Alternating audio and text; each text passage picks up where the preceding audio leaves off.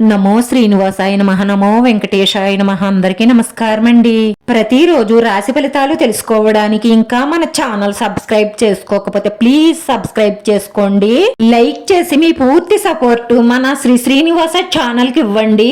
ఈ వారం రాశి ఫలితాలలో గోచార్య రీత్యా వృషభ రాశి వారు ఎటువంటి శుభాశుభ ఫలితాలను పొందుతారో తెలుసుకోవడానికి ఈ మన వీడియోని ఎక్కడా స్కిప్ చేయకుండా చివరి వరకు చూడండి. ప్రముఖులతో పరిచయాలు ఏర్పడతాయి. కమ్యూనికేషన్ పెరుగుతున్న భావన మీ మనసుకు అనిపిస్తుంది.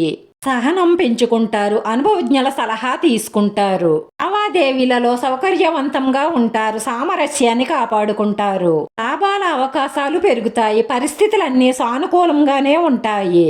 అందరి మద్దతు విశ్వాసాన్ని పెంచుకుంటారు. కుటుంబంలో ఆనందం ఉంటుంది. ఆహ్లాదకరమైన సంబంధాలలో ఆనందం పెరుగుతుంది.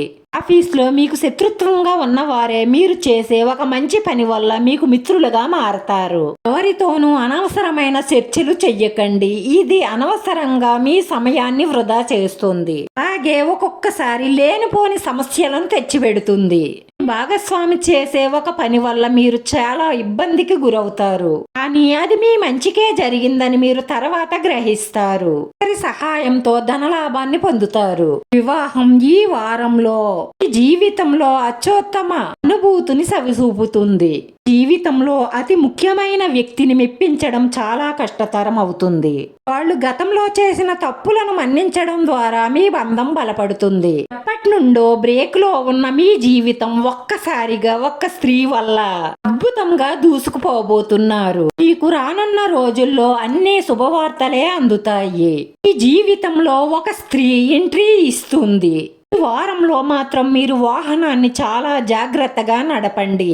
గ్రహచలన మార్పుల కారణంగా మీకు కొంత ప్రమాదం గోచరిస్తుంది. ఈ ప్రమాదాన్ని తప్పించుకోవడానికి చిన్న పరిహారం చెయ్యండి. ఆ పరిహారం ఏమిటంటే కొత్తది నలుపు రంగు క్లాత్ ఒకటి తీసుకోండి. అందులో గుప్పెడు నల్ల నువ్వులు, గుప్పెడు నల్ల మినుములు, ఒక చిన్న పటిక ముక్క, ఒక పాకు చెక్క, 3 కలర్ల పువ్వులు వేసి దాన్ని మూటగా కట్టండి.